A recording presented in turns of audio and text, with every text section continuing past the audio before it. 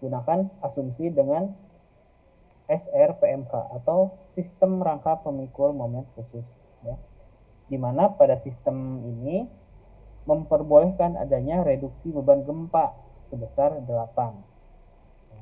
Reduksi ini dilakukan karena apabila kita R-nya sama dengan 1, benar-benar elastis, akan menghasilkan sebuah struktur yang sangat kaku, yang sangat besar nih. Bisa jadi si dimensi kolom sama baloknya sangat besar. Maka kita modifikasi menjadi angka 8. Ya. Oke, oleh karena itu, SND memperbolehkan adanya reduksi dengan syarat kita melakukan pendetailan yang diperlukan sesuai dengan sistem struktur yang dipilih. Semakin tinggi nilai R atau faktor reduksi, maka pendetailannya semakin sulit. Karena proses pendetailan sulit, maka dibutuhkan tenaga profesional. Maka perlu diketahui faktor modifikasi respon pada sistem rangka pemikul momen khusus. Nah, dapat dari mana angka 8? Nah, di sini saya sajikan beberapa data. Sistem struktur itu ada banyak ya. Seperti saya jelaskan pada materi struktur bangunan, ada yang sistem core, ada yang dinding geser, ada yang rigid frame, dan lain sebagainya ya. Banyak sekali jenisnya. Nah, untuk bangunan yang kita sedang rencanakan, dia kebetulan bentukannya rigid frame biasa nih. Sebentar saya cari datanya. Ini gempa tahun 2024 materi.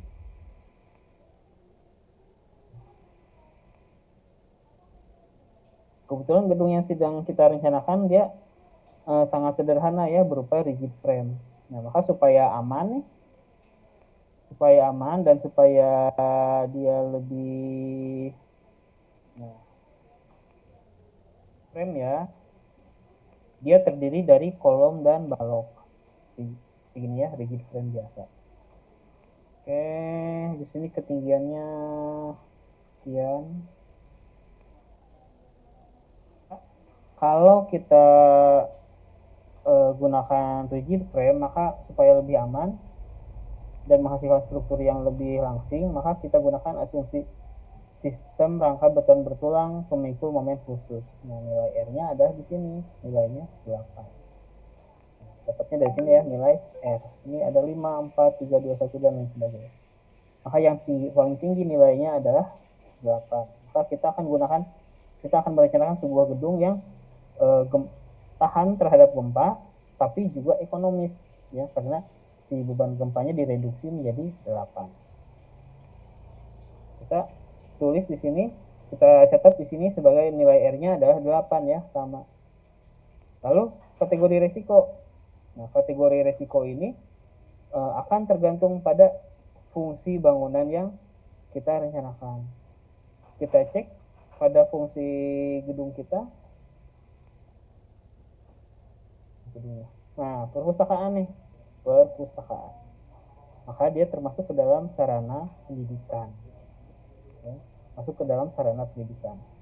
Nah, kalau sarana pendidikan dia ada di mana nih faktor keutamaan gempanya? Kita lihat ada di yang slide yang ini. Kategori resikonya ada di yang mana? Kita lihat di sini. Pendidikan ada di mana nih? Pendidikan. Ya, karena perpustakaan. Kan kita lihat di sini. Satu, dia pertanian dan penyimpanan gudang dan lain sebagainya.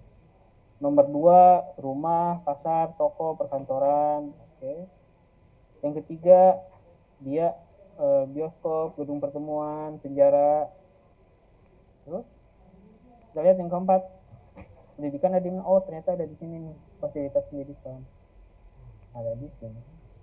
Maka si gedung yang sedang kita rencanakan merupakan faktor resikonya ada, faktor kategori resikonya adalah kategori resiko 4. Kalau kategori resikonya 4, faktor keutamaan gempanya ada berapa? Jadi di sini apabila kategori resikonya 1 dan 2, maka faktor keutamaan gempanya adalah 1. Nah, kategori resikonya 3, maka faktor keutamaan gempanya adalah 1,2. Oke. Sedangkan apabila kategori resikonya 4, maka faktor keutamaan gempanya adalah 1,5. Jadi diasumsikan si gedung kategori resiko 4 ini 1,5 kali lebih kuat dibanding kategori 1 dan 2. Nah, maka kategori resiko kita yang akan kita gunakan adalah sebesar 1,5. Oke. Kita catat di sini sebagai kategori resikonya atau faktor keutamaan gempanya sebesar 1,5. Kita gunakan nilai 1,5. Oke. Nah, ini adalah percepatan gempanya. Data apa lagi yang akan kita butuhkan? Ya. Oke, ini saya rasa sama ya, 1,44. Oke, sama. Nah, sekarang kita mencari yang namanya periode gempa, ya. Oke. Nah, periode gempa ada periode getar arah X, ada periode getar arah Y. Lalu ada koefisien arah X, lalu koefisien seismik arah Y. Lalu geser seismik arah X, lalu geser seismik arah Y. Lalu kita hitung lagi. Kita hitung dulu periode getar arah X, yaitu X minimum, yaitu periode getar minimumnya ada berapa. Di sini ada TAX minimum, lalu periode getar arah X biasanya atau yang di alternatifnya, lalu periode getar maksimumnya berapa, yakni minimum, yakni maksimum. Lalu ini sebagai komparasi periode getar hasil komputer menggunakan aplikasi. Nah, cuman ini belum kita lakukan. Nanti insya Allah saya jelaskan pada pertemuan kita setelah UTS. Sama ya, periode getar arah Y-nya juga kita tentukan. Oke, pertama kita tentukan periode getar arah X secara minimum. Nah, di sini ada beberapa ketentuan. Berarti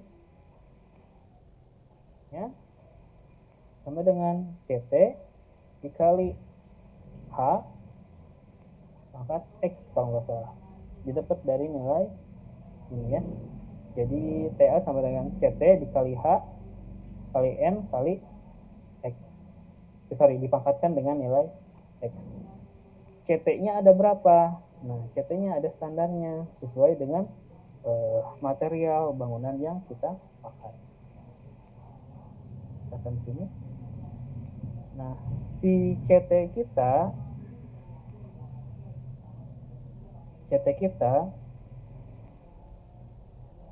berdasarkan dengan material yang kita pakai. Pertama ada rangka baja, lalu ada rangka beton pemikul momen, lalu ada rangka baja dengan bracing eksentris, lalu ada rangka baja dengan bracing terkekang, lalu semua sistem struktur lain.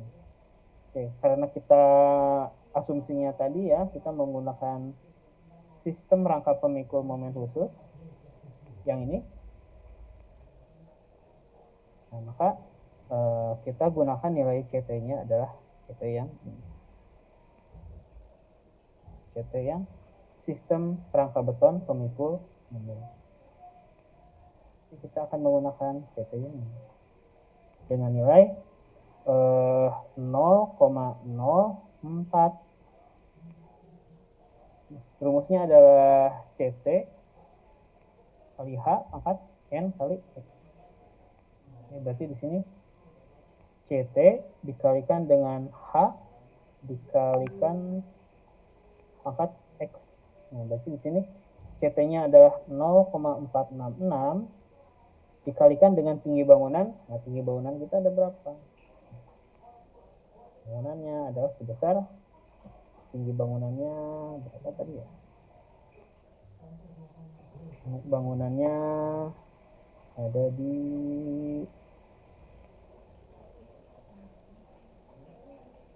Bangunannya ada di slide kita yang pertama. Tingginya ada berapa di sini? Tingginya adalah 4 kali 1, 2, 3, 4, 5, 6. Berarti 4 kali 6 sama dengan 24. Kita masukkan di sini. Ke slide yang tadi. Ini butuh nilai H ya. H-nya sama dengan 24 meter. Kita masukkan di sini. TA sama dengan CT. Terlalu besar. Gunakan yang kecil.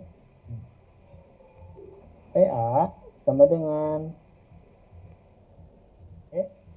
dikalikan dengan HN pangkat X. Oke, berarti di sini CT-nya ada berapa? CT-nya kita lihat di tabel, nilainya adalah 0,0466. Oke, kita masukkan 0,0466 dikalikan dengan H. H-nya di sini nilainya adalah sebesar 24 meter.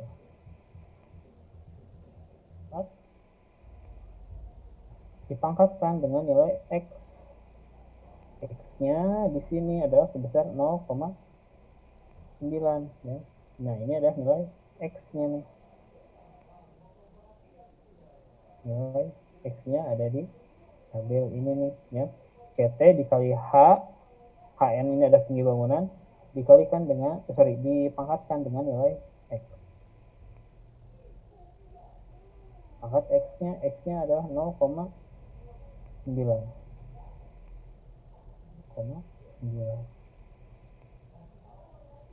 Ada yang bisa bantu saya? Hasilnya berapa?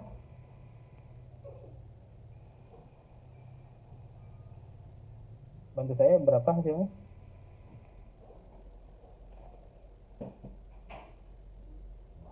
Terus tadi ada? Coba bantu saya dong. 24 pangkat 0,9 dikali 0,4. Hasilnya 0,813. 0,813. Oke. Nah, sekarang kita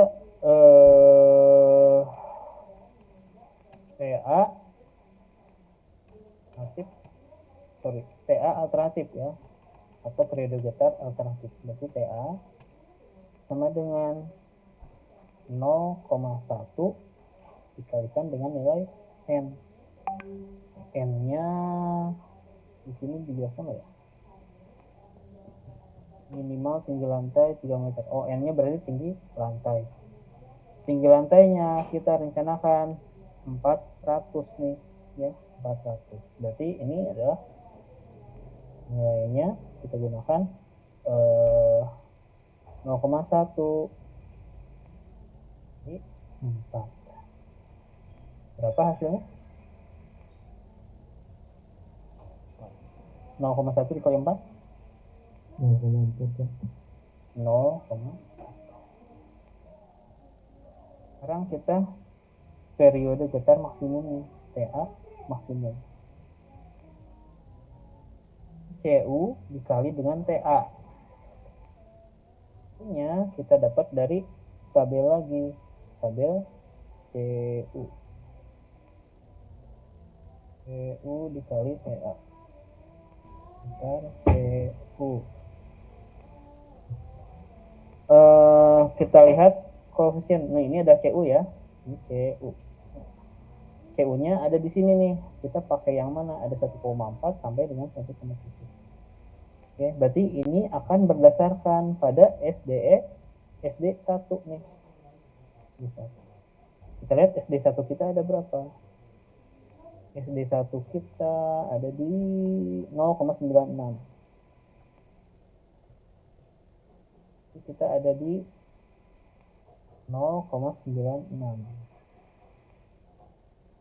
0,96. Benar nggak 0,96? 1. 1,44 ya, 0,96 ya. Nah, berarti kita gunakan CU apabila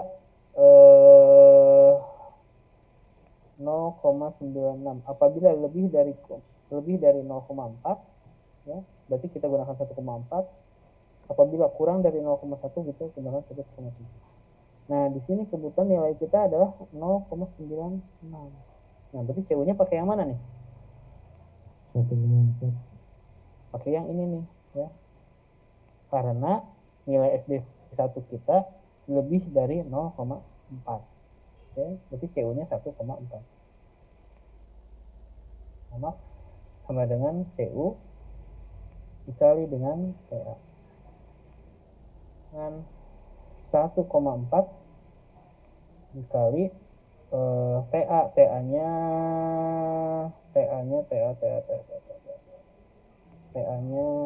sebentar. TA-nya ada di TAX atau TA minimum ya?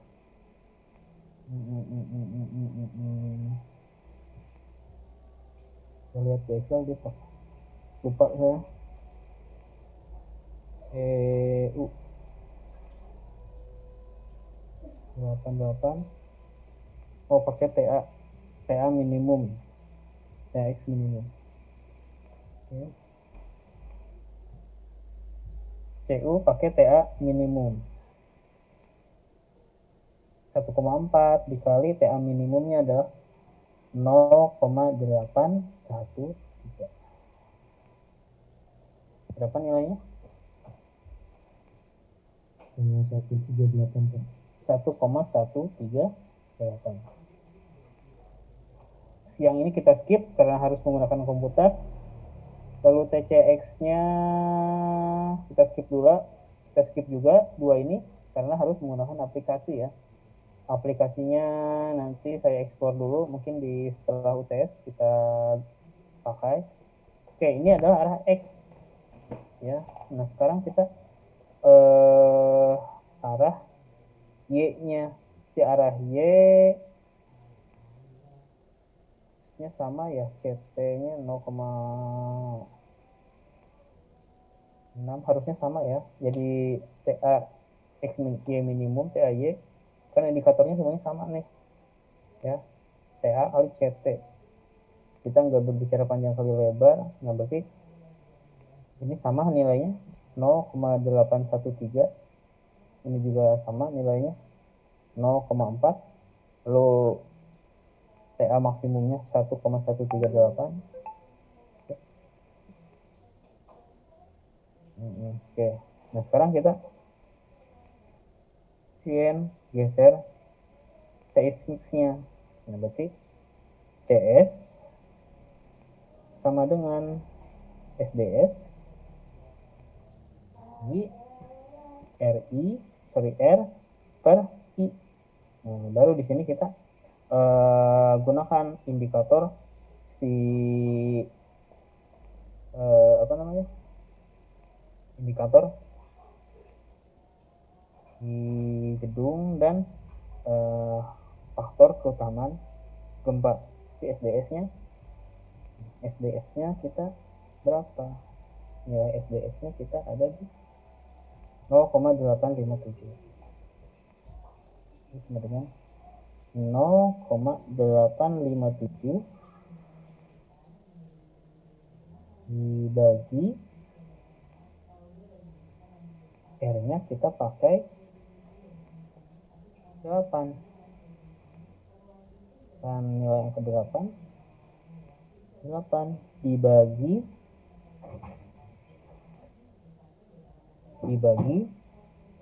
I.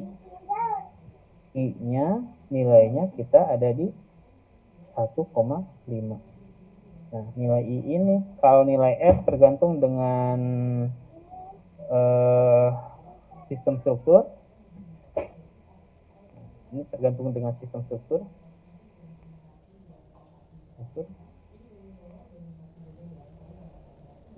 Nilai I ini tergantung dengan fungsi dari struktur.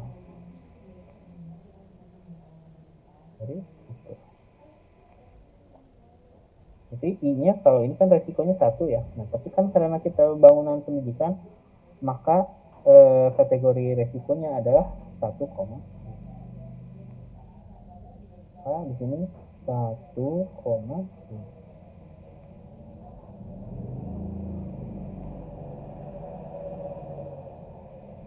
di SDS-nya 0,857 dibagi 8 dibagi 1,5 berapa?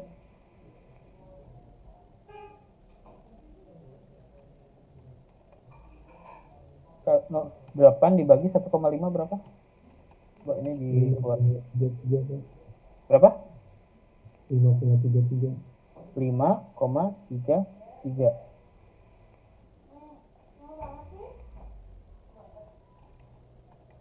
Nol koma 857 dibagi 5,33.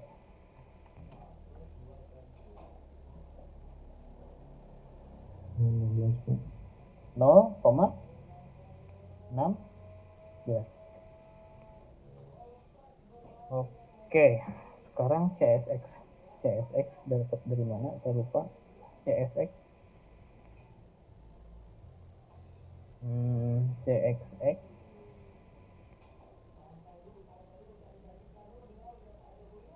Sebelas satu. Bentar. Berarti di sini nilainya 13.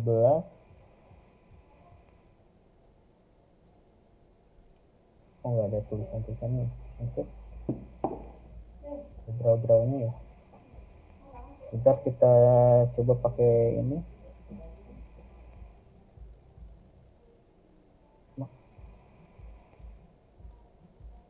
Ini nilainya D13. 13 itu SD1 dibagi D26 TA Max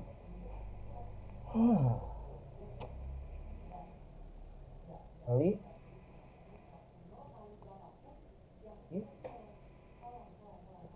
kurung D14 R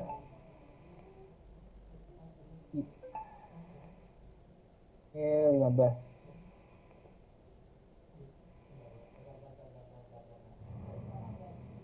Notasi ininya, sorry, CSX minimumnya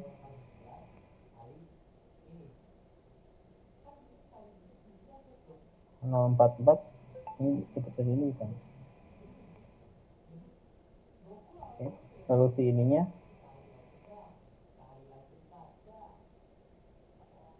0,044 kali D12 di sini 12 SDS dikali D15H. Bun, kita minum ini Bun. Ya, gelasnya nih Bun.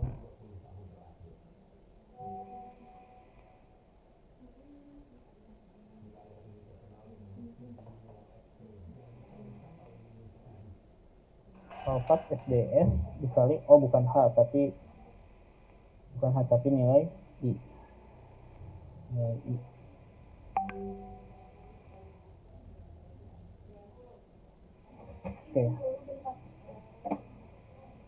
Oke, kita mulai hitung. SX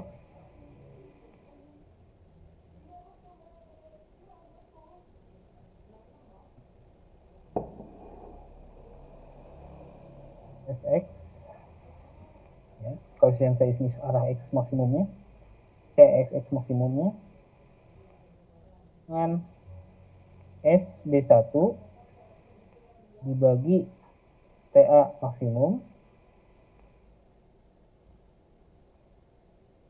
kali per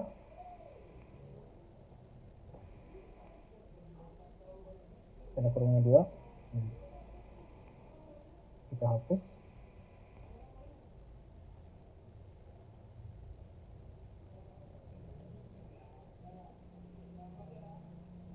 tanda kurung ya di sini. Ini ada tanda kurung. Oke. SD 1-nya berapa kita? SD 1-nya kita ada di SD 1 0,96. 0,96 dibagi TA maksimum kita ada berapa? X maksimum. Ya, X maksimum kita ada di 0,813 tanda kurung 0,813 dikali dengan R-nya 8 dibagi I 1,5. Tanda kurung. Yang kita bisa uraikan 0,96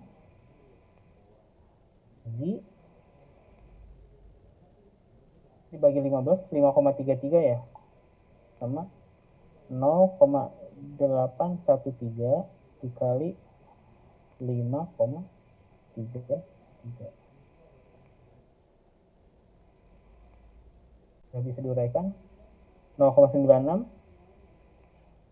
di 0,813 dikali 5,33 berapa? Pak, maaf.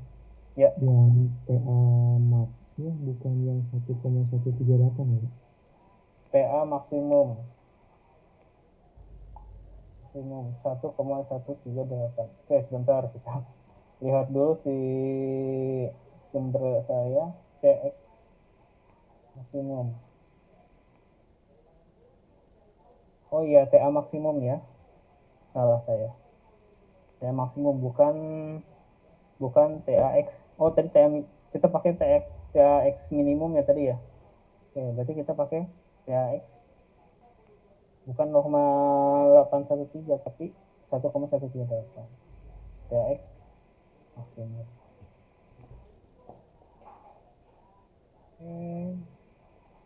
1,138.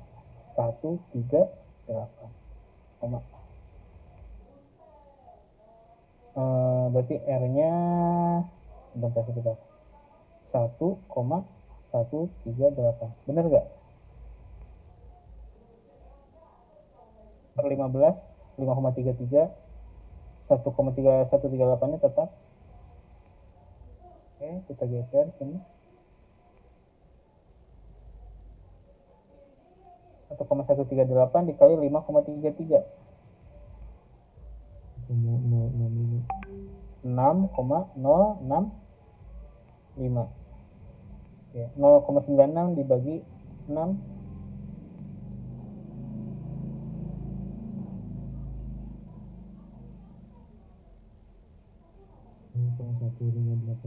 0,158. Oke, kayaknya nggak aman ini. Nah, kita lanjutkan dulu. Sekarang C X minimum.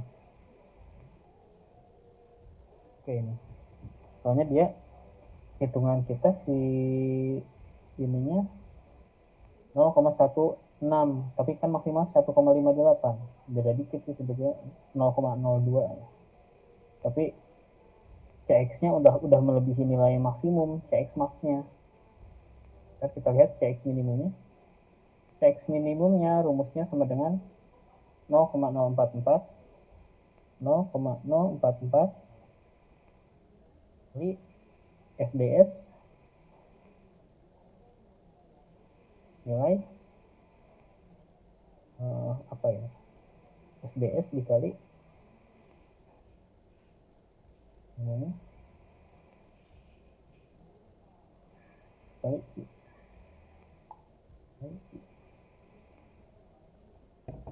0,044 dikali SDS kita nilainya 0,857 0,857 dikali I-nya kita ada di 1,5 ya, nilai I 1,5 menjadi 1,5. Oke, nilai ini kita berubah menjadi 1,5.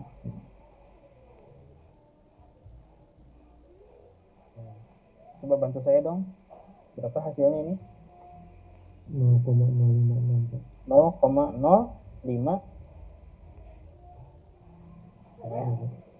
Nah, masalahnya si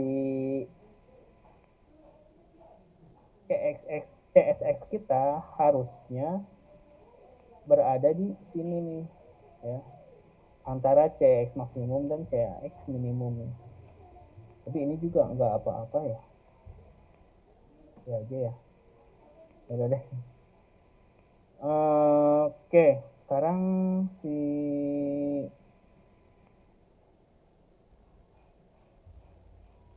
koefisien seismik arah X-nya udah, arah Y-nya kayaknya sama ya, harusnya sama, nggak ada indikator lain yang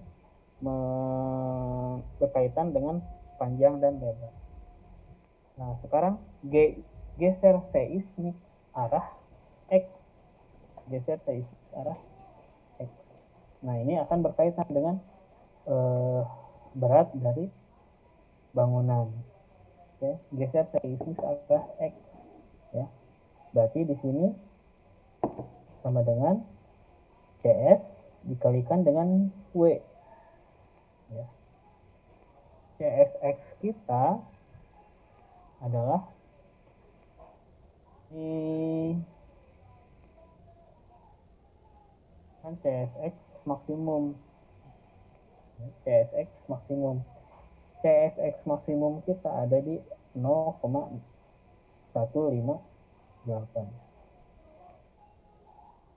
Kan ya, kalau kita gunakan CSX maksimum, kalau lebih kecil kita gunakan yang maksimum 0,158. Nah, makanya si W dikalikan dengan W. W ini adalah massa bangunan. Nah, massa bangunan akan kita dapat dari perhitungan kita yang sebelumnya. Massa bangunan, oke, bukan slide yang ini, berarti slide yang beban gempa. Kita cari dulu datanya, ada di sini enggak?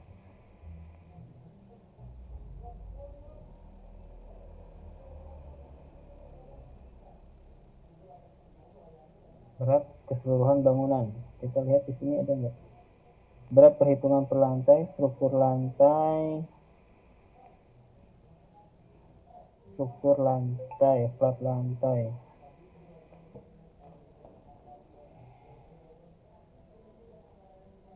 Oke, berat struktur tiap lantai. Oke ya, di sini ya. Nah, pada 2 atau 3 pertemuan sebelumnya kita sudah menghitung berat keseluruhan bangunannya. Ya. Ada berat kolom, balok, partisi, berat lantai, berat sudut, dan lain sebagainya. Lalu ada berat struktur per lantai. Oke. Singkat cerita, nggak mungkin kita hitung ulang semuanya. Berat keseluruhan lantainya ada di 7348,84 kN. Nah, nilai ini yang akan kita masukkan untuk menghitung percepatan gempa. Kita copy paste aja biar nggak lupa.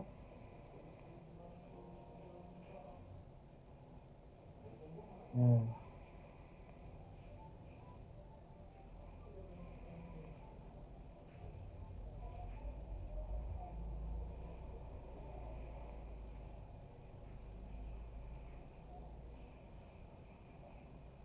gempa yang terjadi pada arah X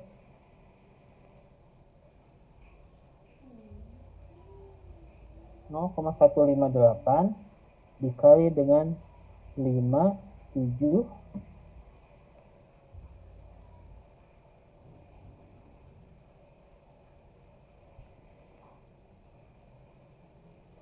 Di sini adalah 5, 7, 3, 4, 8,84. Nah, ini adalah massa bangunan. Oke, berarti daya geser seismiknya berapa?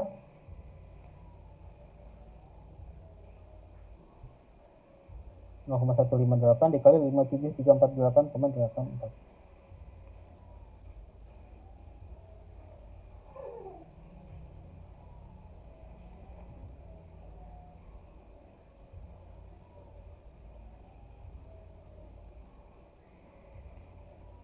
Nah, 158 dikali 57.348,84. Berapa ini?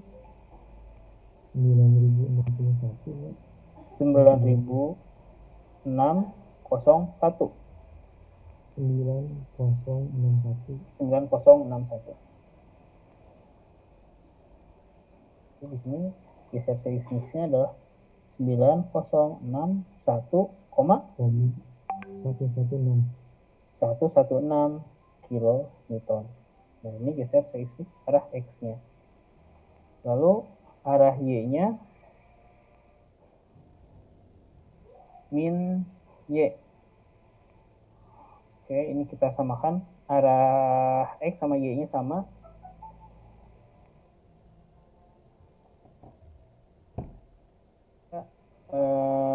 Vxy dikurang 0,85. Nah, ini pengali lagi ya. Sebentar, di sini kalau di contohnya 85. Arah Y-nya direduksi sebesar 0,85. Arah Y-nya ini sebenarnya gaya seismik arah Y-nya sama ya. Ini sama gaya seismiknya, tapi kalau XY-nya berarti V XY sama dengan V dikali 0,85. Nah, berarti dikali lagi 0,585. 9061,116 dikali dengan 0,8. Berapa hasilnya? 701,986.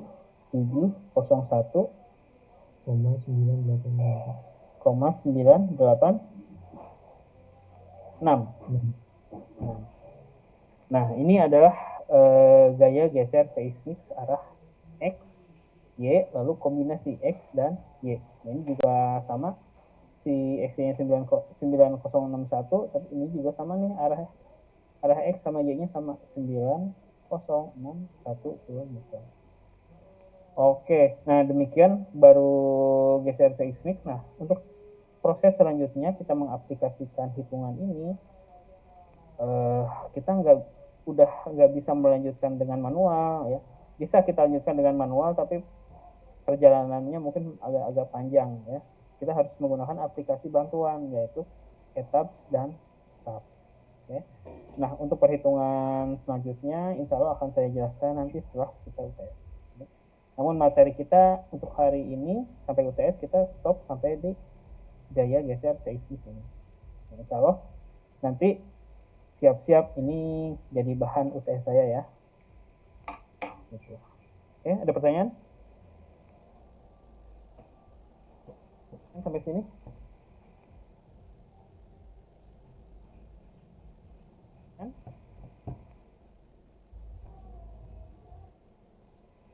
Oke, kalau tidak ada pertanyaan untuk untuk teknik gempa saya cukupkan sekian ya Bapak Ibu semuanya. Kita ketemu lagi nanti ya 10 menit lagi ya, sekitar 10:10 dah kita untuk lanjutkan kita lanjutkan struktur bangunan pada 10:10 ya, biar 10 pas kita udah bisa stop. Biar jam 12 pas kita bisa stop. Jadi kita mulai struktur bangunan pukul 11:10. Oke, gitu aja dari saya. Atas perhatian